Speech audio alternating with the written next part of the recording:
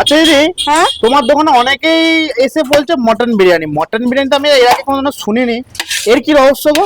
না না, বাড়িতে আগে না যখন আচ্ছা। ছিল রোজ হতো। আচ্ছা। এখানে নতুন দোকান নতুন জায়গায় বলে না সাহস পাই না। দেখো মাটনের দামটা তো অনেক, একদম ঝাড় খেলে আমি উঠতে পারবো না, একদম। চিকেন 2 কেজি ফেলে দিলে উঠতে পারবো।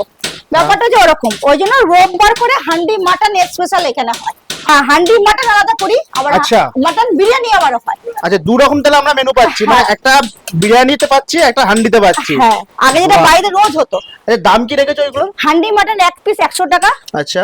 80 থেকে 90 গ্রামের সাইজ থাকে। আর মাটন বিরিয়ানির দাম হলো 170 টাকা।